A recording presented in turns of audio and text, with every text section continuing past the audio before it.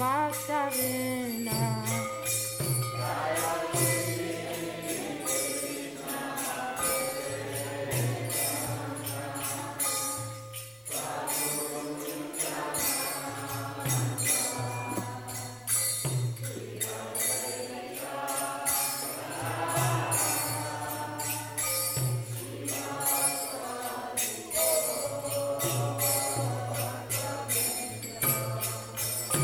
Jaya Shri Krishna Chaitanya Prabhu Nityananda Shri Advaita Gadadhar Shivasadi Gaura Bhakta-vrinda.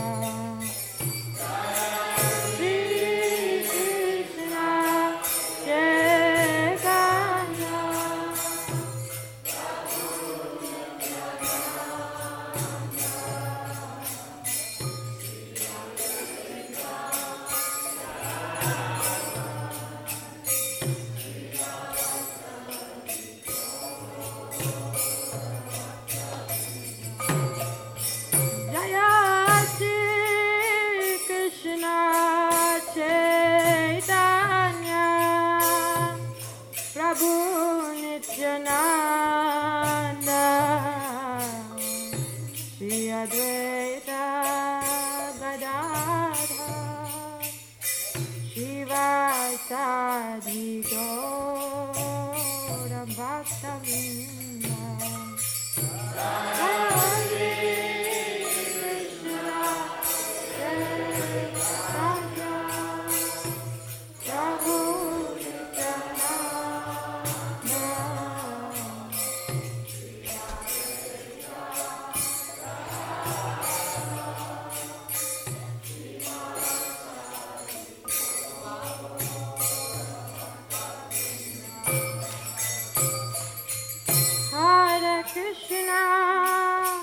Hare Krishna, Krishna Krishna, Hare Hare, Hare Rama, Hare Rama, Rama Rama, Hare Hare, Hare Krishna.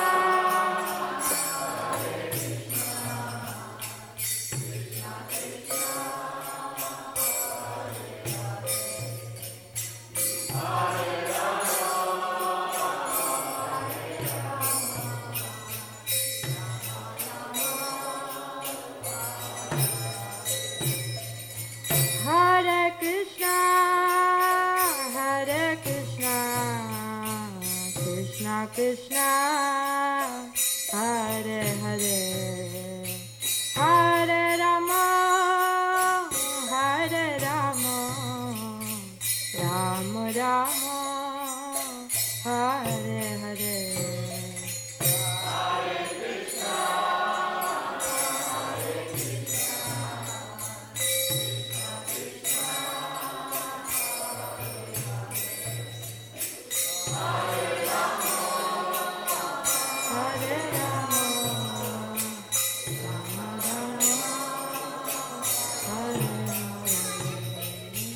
Hare Krishna, Hare Krishna, Krishna Krishna, Hare Hare, Hare Rama, Hare Rama, Rama Rama, Hare Hare.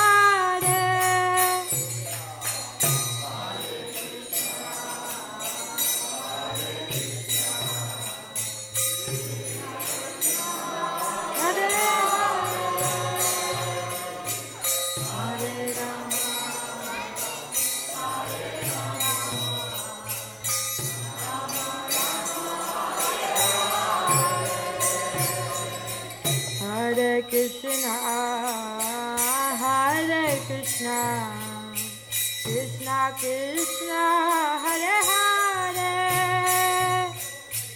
Hare Rama, Hare Rama, Rama Rama,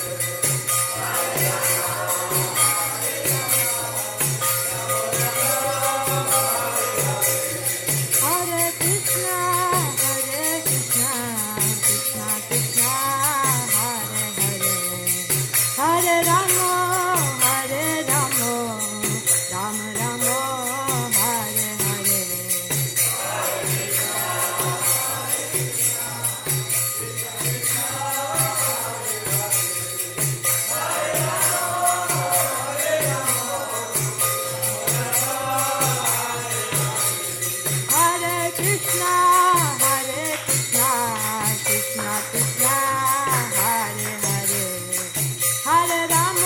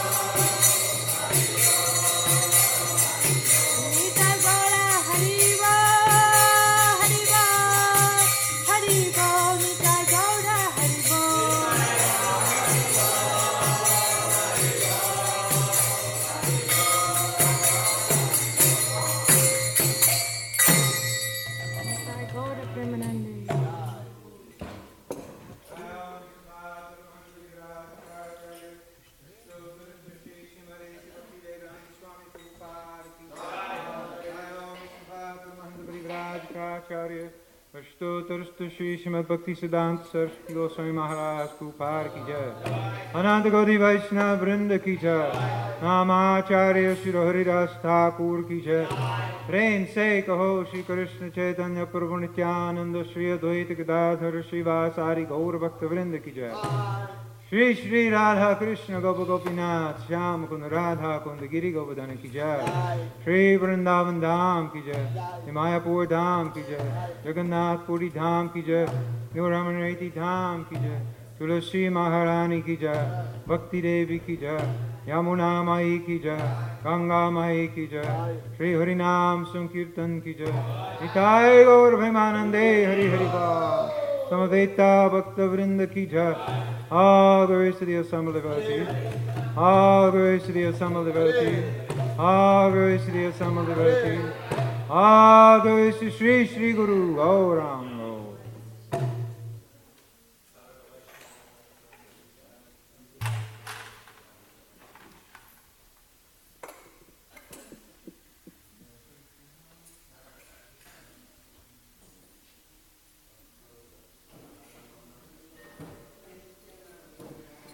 Shri Shri Radhe Shyam ki jai.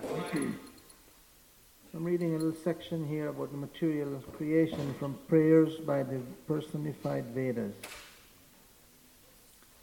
As for the material creation, Brahma is the first created person. Before Brahma, there was no living creature within the material world. It was void and dark until Brahma was born on the lotus flower that sprouted from the abdomen of Garbhodakashayi Vishnu. Garbhodakashayi Vishnu is an expansion of Karanadakashayi Vishnu. Karanadakashayi Vishnu is an expansion of Shankarshan, and Shankarshan is an expansion of Balaram, who is an immediate expansion of Lord Krishna. After the creation of Brahma, the two kinds of demigods were born. Demigods like the four brothers, Sanak, Sanatan, Sanandan, and Sanat Kumar, who are representatives of renunciation of the world, and demigods like Marichi and their descendants who are meant to enjoy this material world. From these two kinds of demigods were gradually manifested all other living entities, including the human beings. Thus all living creatures within this material world, including Brahma, all the demigods and all the Rakshasas, are to be considered modern. This means that they were all born recently. Therefore, just as a person born recently in a family cannot understand the situation of his distant forefather, no one within this material world can understand the position of the Supreme Lord in the spiritual world, because the material world has only recently been created. Srila Prabhupada ki jai. So on Sunday this week, we are at 3 p.m. we'll have a program for Jad Bharat Prabhu, in a memorial program for Jad Bharat Prabhu, who passed away recently. Today we'll do Harinam as usual, 5 o'clock, University and 13th Street. Please join us. This morning's class will be given by Ananda Tirtha Prabhu, who is visiting from Mayapur. And here are the devotees who have assisted their Guru in dressing the deities today.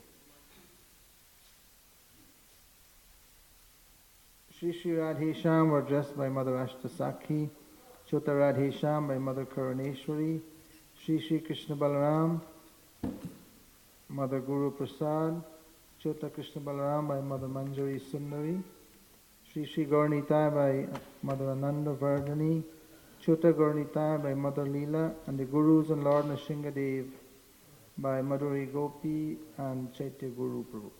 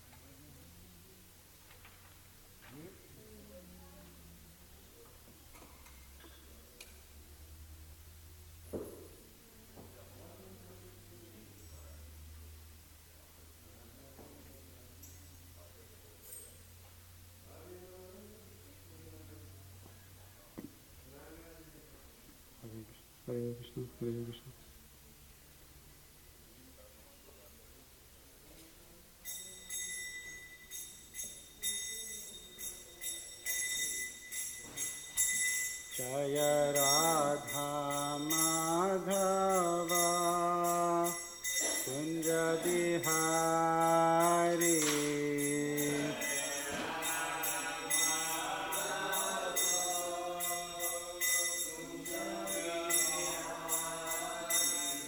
Jaya Radha Madhava Kunja Bihari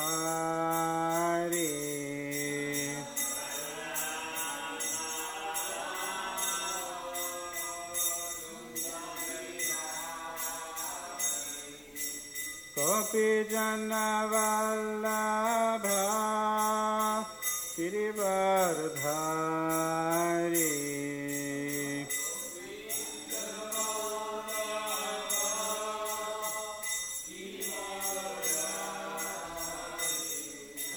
Gopi Jana Vallabha Girivardhari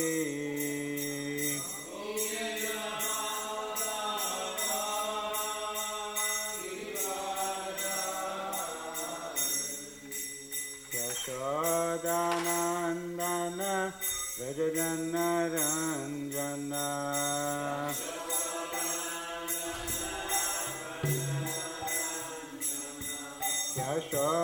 Yashodanandana Rajajana Ranjana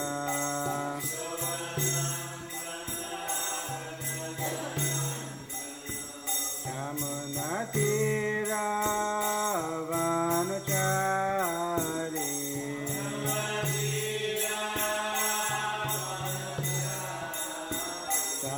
Yamunatira Vanachari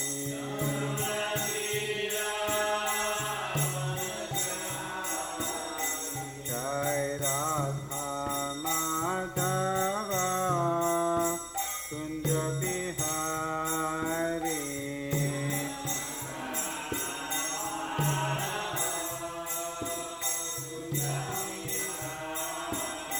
Jai Radha Madhava Kunja Bihari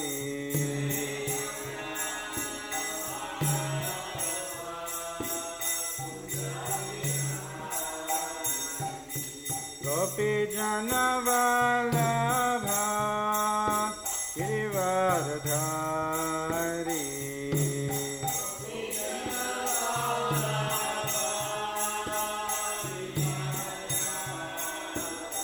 Jai Gopi Jana Vallabha Girivardhari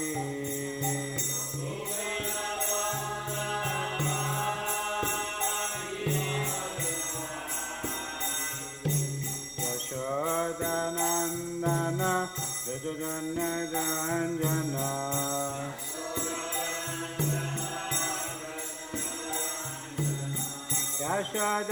Yashodanandana Rajajana Ranjana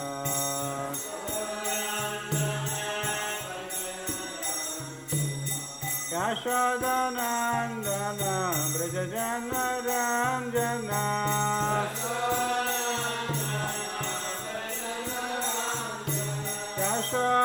Yashodanandana Rajajana Ranjana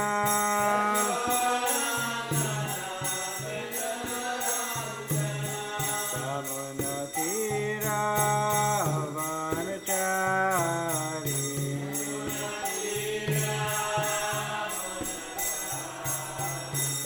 Yamunatira Vanachari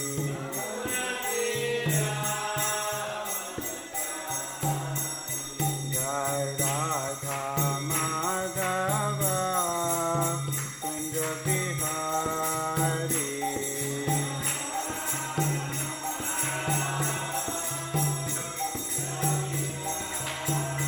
Jai Radha Madhava Kunja Bihari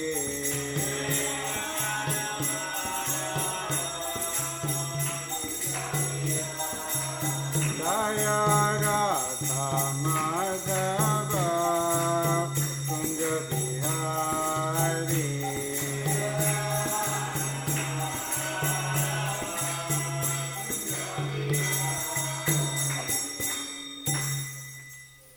Jayam Vishnupada Brahmasa Parivraj Acharya Sotra Sadasri Srimad His Divine Grace Srila Bhaktivedanta Swami Srila Prabhupada ki.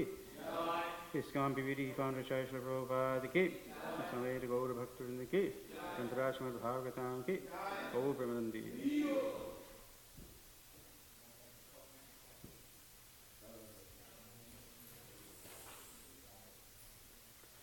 Om Ajnanaatimirandhasya Jnananjanashalakaya Chakshurunmilitam Yena Tasmai Shri Gurave Namaha Shri Chaitanya Manobhishtam Sthapitam Yena Bhutale Swayam Rupa Kada Mahyam Dadati Swapadantikam Vandeham Shri Guru Shri Yutabadagamalam Shri Gurun Vaishnavamscha Shri Rupam Sagrajatam Sahagana Raghunatanvitam Tam Sajivam Sadvaitam Savadhutam Parijana Sahitam Krishna Chaitanya Devam Shri Radha Krishna Padan Sahagana Lalita Shri Vishakhanvitamscha He Krishna Karuna Sindho Dinabandho Jagatpade Gopesha Gopika Kanta Radha Kanta Namostute Tapta Kanchana Gaurangi Radhe Vrindavaneshwari Vrishabhanusute Devi Pranamami Haripriye Vancha Kalpatarubhyascha Kripa Sindhovyaevacha Patidanam Pavanebhyo Vaishnavebhyo Namo Namaha Jaya Shri Krishna Chaitanya Prabhu Nityananda Shri Advaita Gadadhara Srivasadi Gaura Bhaktavinda Hare Krishna Krishna Krishna Hare Hare Hare Rama Rama Rama Hare Hare. This morning we're reading from Srimad Bhagavatam, Canto 10, Chapter 50. Krishna establishes the city of Dwarka. And we have texts 30 through 40 to cover. Om Namo Bhagavate Vasudevaya. Om Namo Bhagavate Vasudevaya. Om Namo Bhagavate Vasudevaya.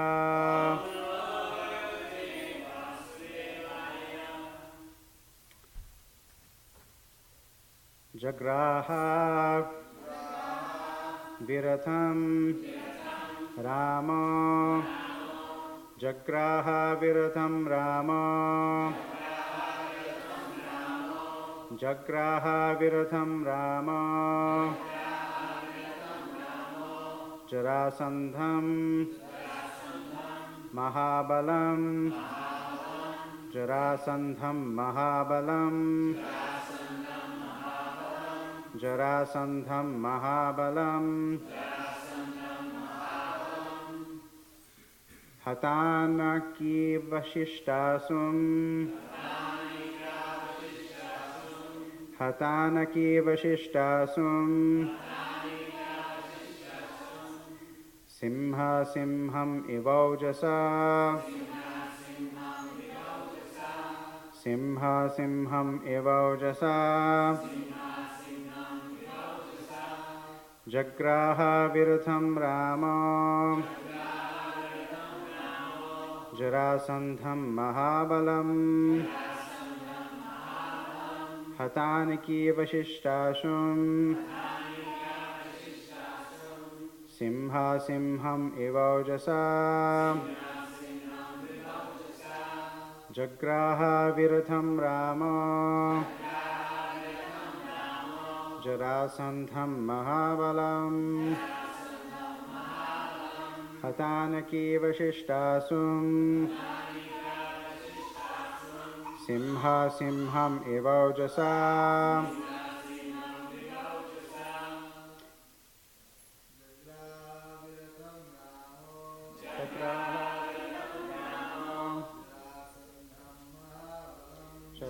Jarasandham Mahabalam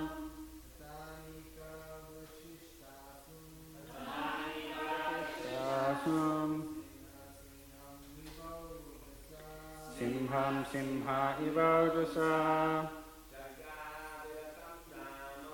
Chakraha Viratham Rama Jarasandham Mahabalam Hatanika Vishishtasum Simha Simham Ivaujasa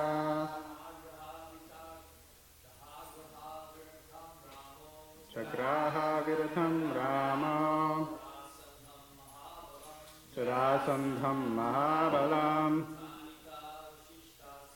Hatanaki Vishishtasum Simham Simha Vivaujasa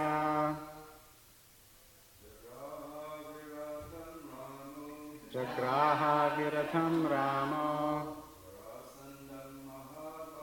Jarasandham Mahabalam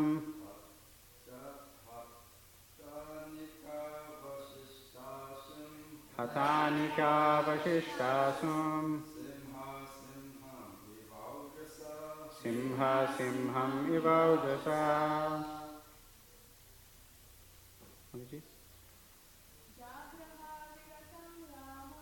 Chakraha Viratham Rama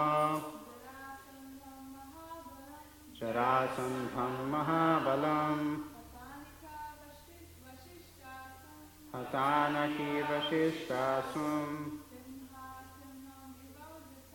Simha Simham Ivaujasa Chakraha Viratham Rama Jarasandham Mahabalam Hatanika Vashishtasum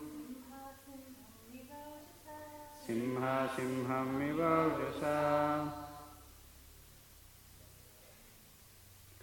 Jagraha. He seized Viratham, who was deprived of his chariot. Ramaha, Lord Balaram. Jarasandham, Jarasandha. Maha, very. Balam, strong.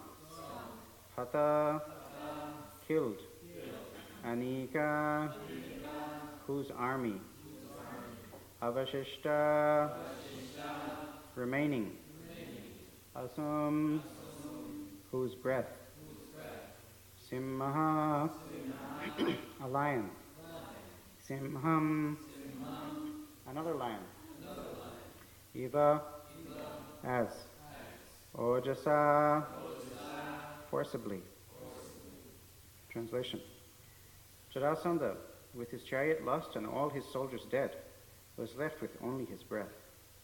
At that point, Lord Balaram forcibly seized the powerful warrior, just as one lion takes hold of another.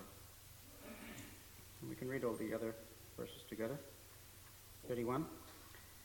Madhyamanam hataratim pashair varunamanushai varayamasa govindas tena karya chikirshaya.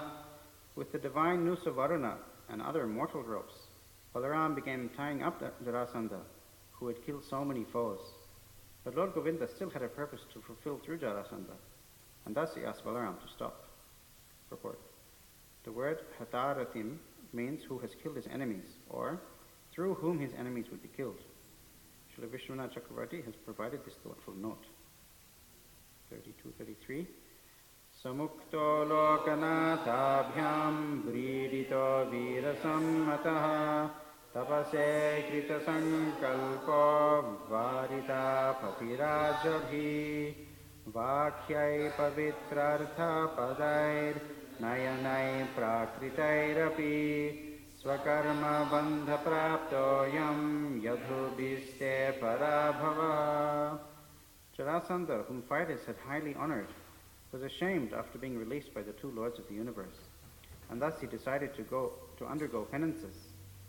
On the road, however, several kings convinced him, with both spiritual wisdom and mundane arguments, that he should give up his idea of self-abnegation.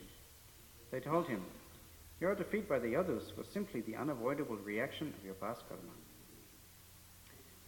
34. Hateshu sarvanikeshu nripo barhadrathastada upekshito bhagavata magadhandurmanayayo.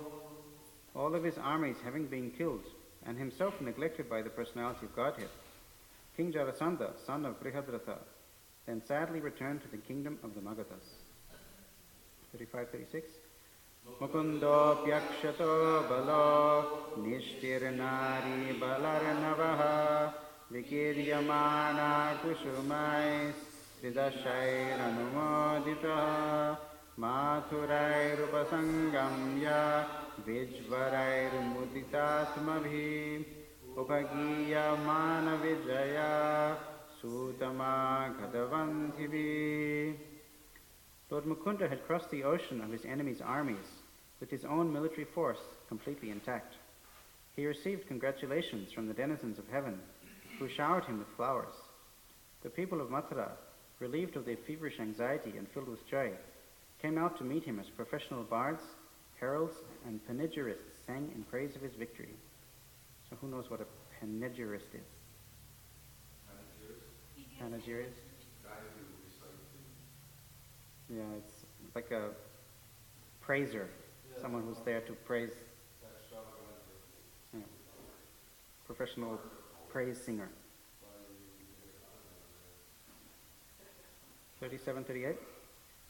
Shankha dundubhayo netur bheritur yanyanekashaha veena veno mridangani puram pravashati prabho Shikta margam hrishta janam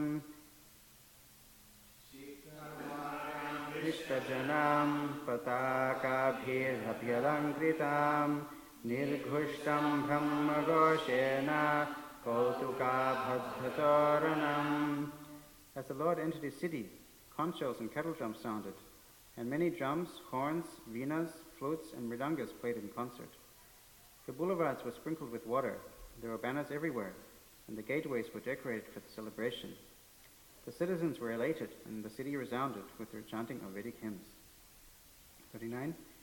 Nichiyamano naribhir malyatat yakshatankurai nirikshyamana sasneham prityutkalita lochanai. As the women of the city affectionately looked at the Lord, their eyes wide open with love, they scattered flower garlands, yogurt, parched rice, and newly grown sprouts upon him. Purport. All this is taking place as Lord Krishna enters the city of Mathura. Text 40. Ayodhana gatam vittam anandam virabhushanam yaduraja yatat sarvam ahritam pradishat prabhu.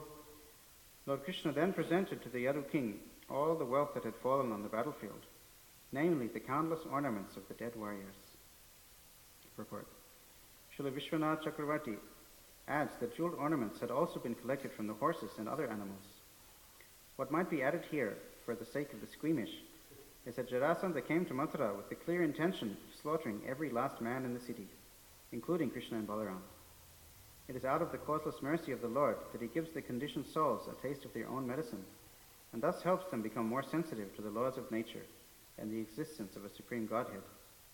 Ultimately, Krishna awarded Jarasandha and others killed on the battlefield spiritual liberation.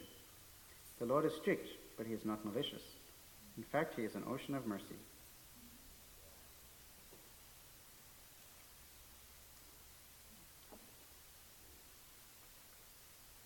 So the ghastly battle has been concluded. Jarasandha has been totally devastated and humiliated. For a Kshatriya to be defeated in battle is,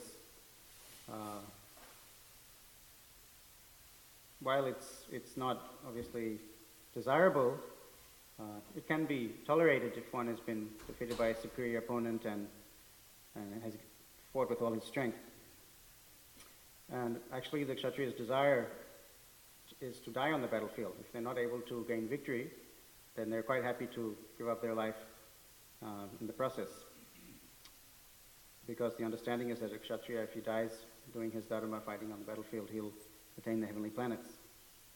But Jarasandha wasn't even granted that mercy. He was defeated, captured, humiliated, and released. Because, as we heard previously, Krishna wanted to continue this activity of killing the soldiers of Jarasandha, because he knew Jarasandha would return and bring another army and another army 17 times. So, because Krishna's purpose, one of his primary purposes is to lessen the burden of the earth, and there were so many huge armed forces at that time, so it was a good opportunity for him to destroy them all and lessen the burden of the earth. But for Jarasandha personally, this was a great humiliation. And therefore he decided, as we read in text 32, 33, that he wasn't even going to return to his kingdom. He was so humiliated that he'd come there with such a big, grand plan, and he'd abused Krishna and Balaram verbally, and he was very confident that he would destroy them. And his forces were overwhelmingly superior to Krishna's and Balaram's. It's described that Krishna and Balaram just had a small party of soldiers, whereas 23 Akshahinis is incredible amount of military force, even bigger than the combined forces of the Pandavas and Kauravas at Kurukshetra. So he had all reason to believe that he would be victorious, but in a very short span of time, there's no exact time given here, but it seems, within a few hours perhaps, or even less, all within one day, his entire army was annihilated. Just like the Battle of Kurukshetra, it took 18 days to destroy 18 Akshahinis, but here 23 Akshahinis were finished in less than a day. So it's unprecedented slaughter, only possible by the power of the Supreme Personality of Godhead himself. So Jarasandha decided to give up his kingdom and retire to practice austerities. But he was convinced otherwise by some friends of his who said, it's just your karma, don't worry, try again. So that's what he did, as we'll read in future verses. In the purport to text 40, it's pointed out that all the soldiers who were killed on the battlefield attained spiritual liberation, and therefore the Lord is an ocean of mercy. So it's interesting to note that this benediction wasn't previously given to the asuras who were killed by the Lord. In other incarnations, the other demons who were killed by other incarnations were not automatically liberated. And this is discussed by Narad Muni in chapter 5 of Brihad Bhagavatamrita, when he's talking to the Pandavas. And he's glorifying the Pandavas as being so dear to Krishna. And he's glorifying Krishna also, that Krishna is the one who gives liberation to the demons that he kills. Previously, when Hiranyaksha, Hiranyakashipu, or Ravana, Kumbhakarna, Kalanemi, different demons are listed, when they were killed by various incarnations, they were not given automatic liberation, rather they had to take birth again. And some of them, as we know, Ravana, Kumbhakarna, and there were Jaya and Vijaya, they took repeated births as enemies of the Lord. So the other incarnations were not as merciful as Krishna. Krishna, he gave liberation to all these demons whom he killed. And not just the demons, even the soldiers who were present, killed in the presence of the Lord, both here and at Kurukshetra, were given, Narad Muni says, either Sayujya Mukti or Sarupya Mukti, I believe. So they were given such a high status just by having been killed in the presence of the Lord or by the Lord himself. So this was not given by other incarnations. In fact, Narad Muni points out that even the other incarnations, they didn't even bestow pure devotional service. And the exception to that, he says, is Nrsingadev. He bestowed pure devotional service to Prahlad. But prior to Nrsingadev, the other incarnations did not bestow pure devotional service. even when they appeared and enacted their pastimes. Lord Ram, however, he did bestow pure devotional service to his close network of devotees like Hanuman, Sugriva, Vibhishan, and a few names are mentioned. Whereas Krishna, he is so much more merciful that he would give pure devotional, he would at least give the opportunity for pure devotional service to whomever he met, and he would give liberation to all the demons that he killed. So therefore Krishna is glorified as the most merciful. And particularly in the third canto is a famous verse which describes Krishna's merciful nature when he was killing Putana. Aho bakiyam stanakalakutam chikam sayapaya yadapyasadvi lebhe katim thatruchitam tatonyam kamva dayalum sharanam brajema. The last line is very powerful. I believe it's Uddhava is praying that, is it Uddhava or Vidura? Yeah, maybe, I think it's Vidura. He's praying that, whom shall I take shelter of, who is more merciful than Krishna? Kamva dayalum sharanam brajema. He who gave the position of a nurse even to the horrible sister of Baka, Aho Bakiyam, who had smeared poison on her breast and came to kill Krishna, came to poison Krishna with such evil intent. Even to such a person, Krishna is so merciful that he gave the position of a nurse in her next birth. So who is there more merciful than Krishna, whom I should take shelter of? So therefore, Krishna is glorified as the ultimate personality of Godhead.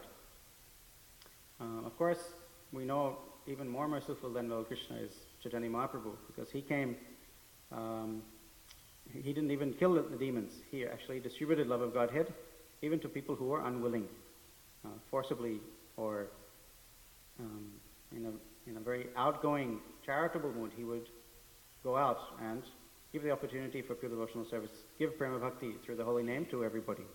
So Lord Chaitanya Mahaprabhu is even more merciful than Krishna. So, for a Kshatriya, going back to this point of Jarasandha having been defeated and feeling very ashamed of himself, this point is also repeated in Bhagavad Gita when Krishna is preaching to Arjuna that he shouldn't give up fighting. His duty as a Kshatriya is to fight, and Krishna also wants him to fight. And Krishna is giving so many different reasons why he should fight and not retire from the battle. So one of these arguments that he gives is the same one, that you are known as a great hero and that you've defeated so many enemies. And if you give up fighting now, people are going to criticize and joke at you and scorn you.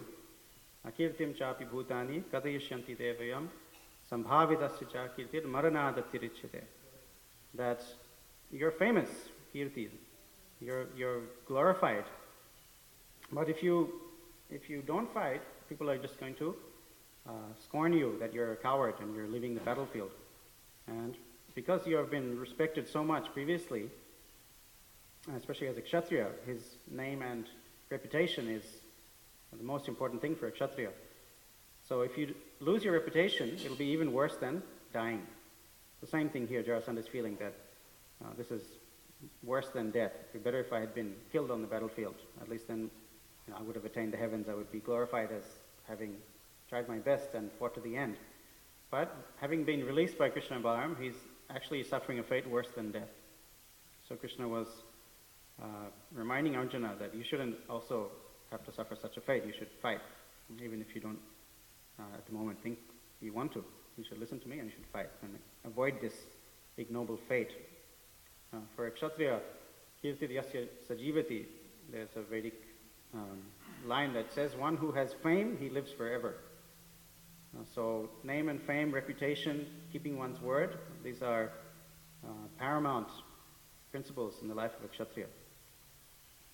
There's a similar parallel kind of story in Mahabharata where Duryodhana, he also, having suffered a reversal, he had also decided to give up his kingdom, give up his life and just fast to death.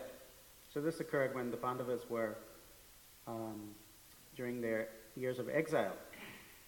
So even when they were in exile, Duryodhana wasn't satisfied. He was still trying to give trouble to them, even when they were living in the forest, having been banished by him. So on one occasion, he heard that the Pandavas were living at Dvaitavan, which was not too far from Hastinapur.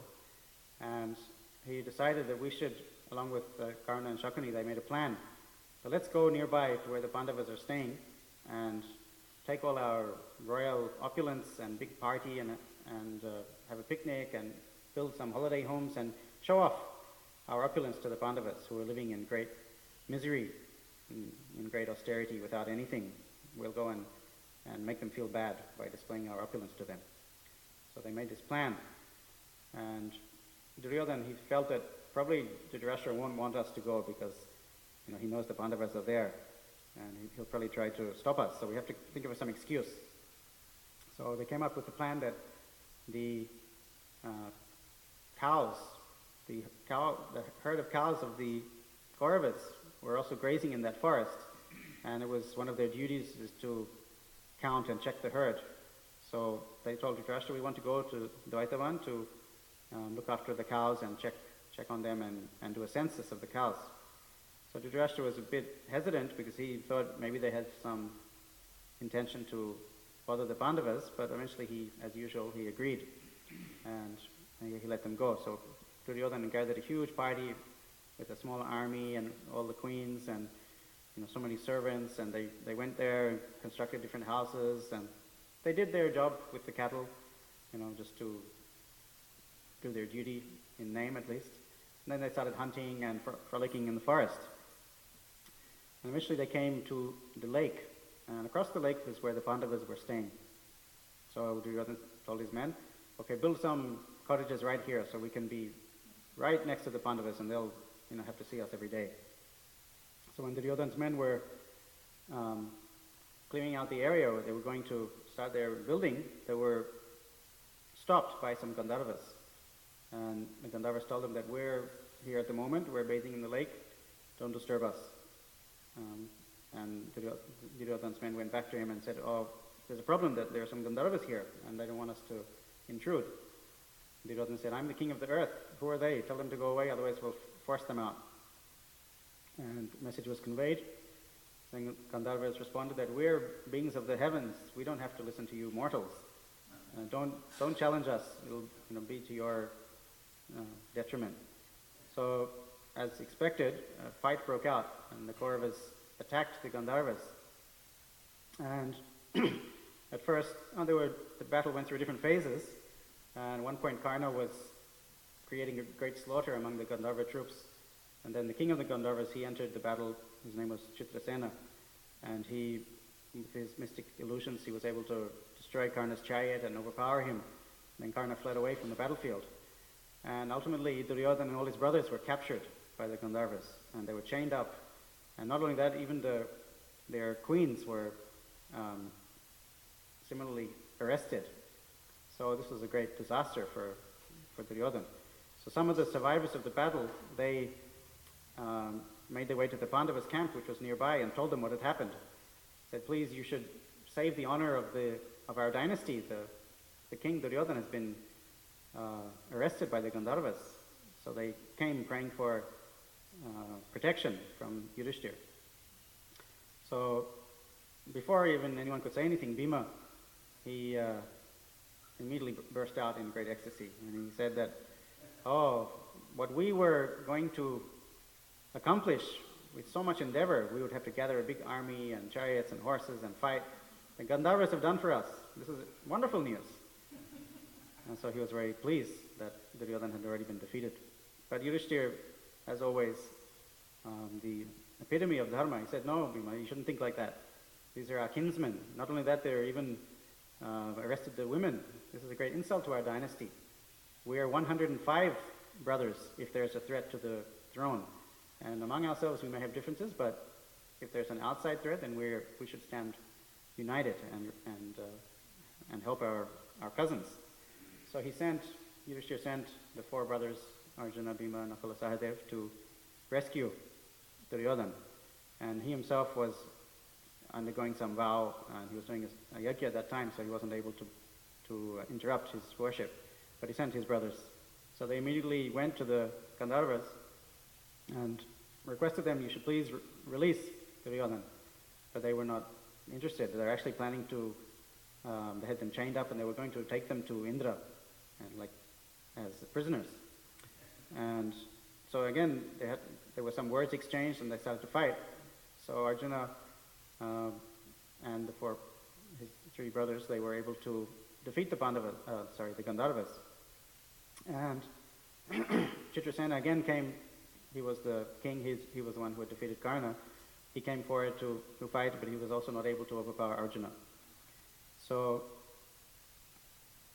and actually Chitrasena was a friend of Arjuna, and he stopped fighting and said, actually Arjuna, Indra had sent us here to foil Duryodhana's plan. Because Duryodhana came only to harass all of you. So we were sent to stop that. But if you insist, then we'll release Duryodhana, even though he's so malicious and has so much enmity towards you. And Arjuna said, yes, please release them. That's the order of our brother Yudhishthira. And actually, no, they took everyone. They took Duryodhana. They couldn't really agree. Chitrasena was saying, you shouldn't release him. He's so malicious. And Arjuna said, okay, let's go talk to Yudhishthira about it. So everyone was taken in procession, and they're still bound up, Duryodhana and all his brothers. And they were presented before Yudhishthira. And Yudhishthira said, no, please, let them go. And he was comforting Duryodhana. You shouldn't do these rash things. It gets you in trouble all the time. Go back with your brothers, be happy. And then the Gandharvas dispersed, and the Kauravas were released. So after this incident, Duryodhana felt so mortified, he was almost in a daze. And they camped for the night. They were going to return to Hastinapur, and he told Karna and the others that I can't do it anymore. I went there to insult the Pandavas, and I was so humiliated. I was rescued by them and released by them. I can't maintain my life anymore. This is just too much. I'm going to give up my body right here. And he actually spread kusha grass, and he took some vow of fasting to death. And Karna, Dushashan and Shakuni, they came, tried to beg him to stop, and he refused. And Karna, who had fled the battlefield, he returned. And he didn't know what had happened. He thought that Duryodhana must have defeated the Gandharvas. So he started praising Duryodhana, and that made him feel even worse. And he said, Karna, you don't know the whole story. And he told him, we were defeated, and the Pandavas released us. So I'm going to give up my life. And he told Dushashan, you take over the kingdom. I make you the king in my stead. And he started meditating, and no one knew what to do. He was ready to give up his life. So while this was going on, the Daityas and the Danavas, the demons who lived in the lower planets, they were alarmed because they had plans to conquer the world through Duryodhana. So they said, we have to dissuade him from giving up his life, otherwise our plans are going to be foiled. So then they started performing some sacrifice, and they created a goddess who was able to bring Duryodhana's subtle body down to their planets. And they had a whole conversation with Duryodhana. They presented themselves as, you're a great demon. You're an incarnation of Naraka, and, no, that was Karna, I think. And Kalanemi, perhaps. And they said, we have incarnated on earth. We have taken birth to support you, and so many different kings are empowered by us. And not only that, when the battle comes, we're going to possess the minds of Drona and Bhishma, Kripa, all of them, so they will slaughter your enemies without mercy. And we're all there to support you, so don't be disheartened. Don't give up your life. You're very powerful. You're going to do it with our help. So Duryodhana, this was all going on a subtle plane while his gross body was still in meditation. But he realized that something actually happened, and he broke his meditation and decided that, I don't have anything to worry about. All these great powerful demons are there to support me. So he gave up his vow of fasting to death and returned to Hastinapur and continued on with his plans. So a similar instance here where Jarasandha was defeated very severely and had planned to give up his kingdom. Duryodhana similarly had the same intention, but ultimately he was dissuaded, just like Jarasandha. Can you put up the verse? Madhya 15:269. So the verse that Bhima spoke actually appears in Chaitanya Charitamrita. Does anyone know where or in what context? We'll put it up there. Mahatahi prayatnena hasyashva ratapatibhi asmabhiryad anushteyam gandharvaistar anushtitam. What we have had to arrange with great endeavor by collecting elephants, horses, chariots, and infantry soldiers has already been accomplished by the Gandharvas. Anyone know? Is that where Ramachandra Not quite. So this appears in the story of, this is spoken by Sarvabhauma Bhattacharya in condemnation of his son-in-law, Amogha. So we can just briefly cover that pastime. When Chaitanya Mahaprabhu was living in Jagannath Puri, then he would be invited by different devotees to take lunch. So when the devotees from Bengal were present during the Rath Yatra period, then there were so many invitations. But once they had left, then the Lord was more open. His schedule was more open. So Sarvabhauma Bhattacharya approached him and he said, "My Lord, please come to my house every day for 1 month for lunch." And Mahaprabhu said, "I'm sorry, I'm a sannyasi. I'm supposed to just eat a little bit here and there. I can't do that." He said, "Okay, 20 days. I said, "No, nothing doing, I can't do it." He said, "Okay, 15. And Mahaprabhu said, "No, I'll just come once only." And we know how in India you always have to bargain. So this is a Shastric historical reference of how Sarvabhauma Bhattacharya and Mahaprabhu had to bargain and haggle. So it went from 30 to 20 to 15. Mahaprabhu said, "No, just 1. And then finally they came to an agreement, okay, 5 days. And then Sarvabhauma Bhattacharya said, "Okay, I'll invite the other sannyasis and devotees for the rest of the month. But you come for 5 days and you have to come today itself." So Mahaprabhu said, "Okay, I'll come today." So Sarvabhauma Bhattacharya immediately went back and along with his wife, they started cooking a grand feast. And Mahaprabhu would perform his noon duties, which I believe is to take bath in the ocean, chant Gayatri Mantra, and then he came to Sarvabhauma Bhattacharya's house for lunch. So there's a very long description of all the amazing varieties of food that had been cooked by Sarvabhauma Bhattacharya and his wife.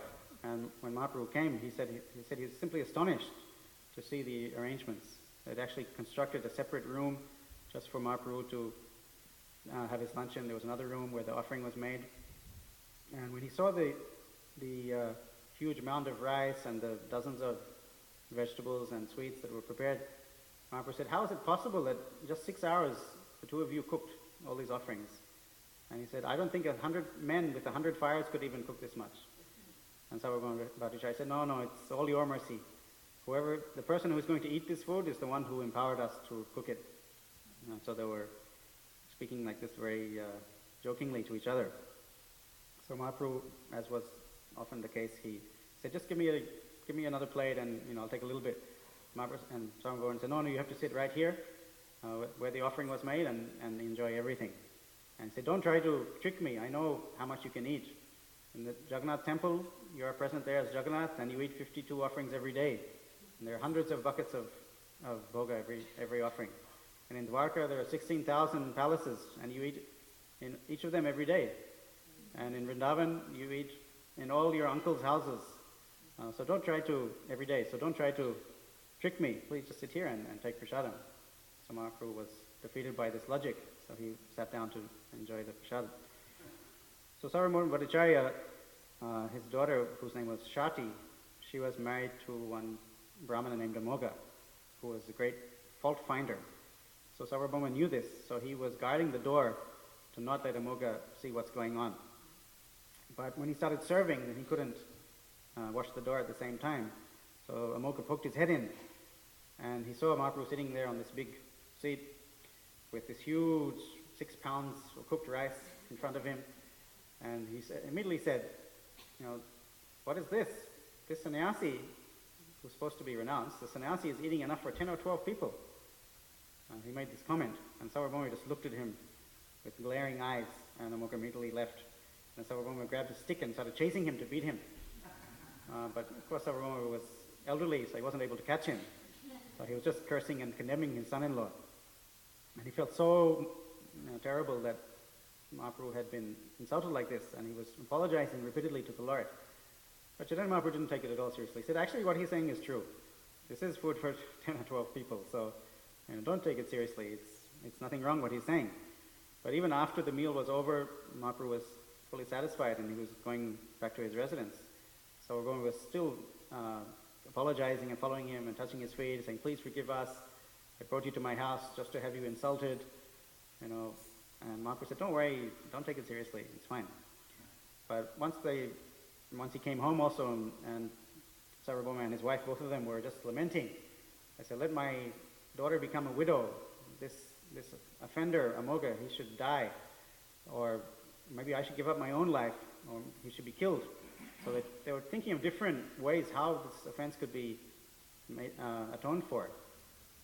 And then Sarvabhauma said, actually I can't give up my own life, and he can't be killed either because he's a Brahmana, I'm also a Brahmana. So better we just sever all relations with him. When a husband is fallen, then the wife is allowed to sever relations. So let my daughter have nothing more to do with Amoga, and I won't even speak his name anymore. So they were so affected by this blasphemy. Whereas Mahaprabhu, he didn't take it seriously at all. So Amoga, he'd run away, and the next morning he contracted cholera, and he was about to die, basically. So Sarvabhauma was very happy to hear this, and this is the just reaction, and that's when he quoted this verse. That, instead of me having to do anything to chastise Amoga, it's naturally happened. It's naturally happening. So he was quite satisfied. I don't think cholera generally acts so quickly. This seems to be like a accelerated version of being afflicted by cholera. So when Gopinath Acharya, who was brother-in-law of Sarvabhauma, he visited Lord Chaitanya that morning.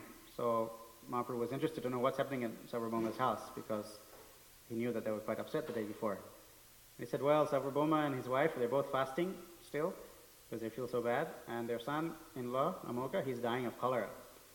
So when Mahaprabhu got this news, he was very alarmed and immediately rushed to that place. You can just imagine Mahaprabhu, running across the Jagannath Puri, through the streets to wherever Amoga was, who's lying there almost dead.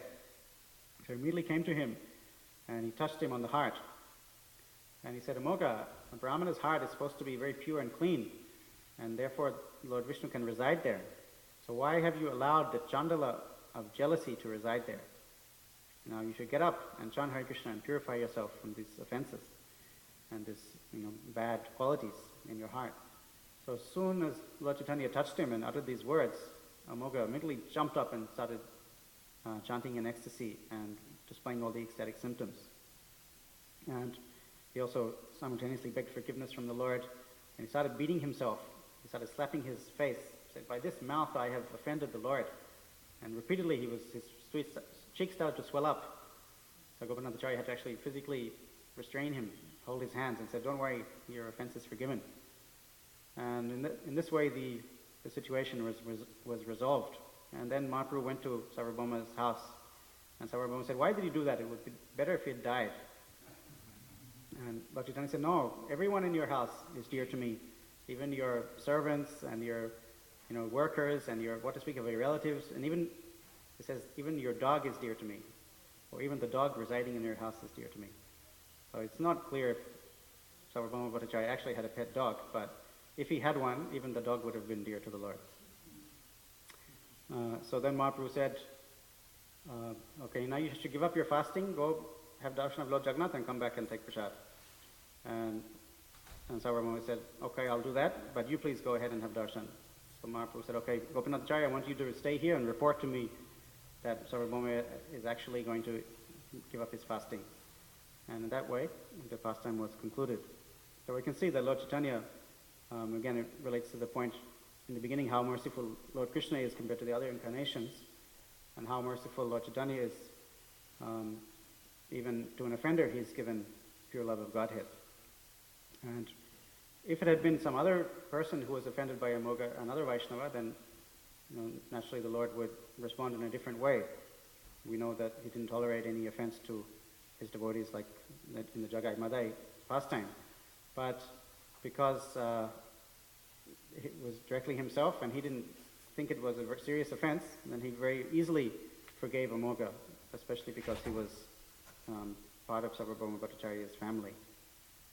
So in this way there are many nice lessons we can derive from these pastimes and try to absorb ourselves more and more in mood of the Lord and mood of the Lord's devotees in how to deal with such tricky situations, offenses and criticism. We can get example from the Lord himself.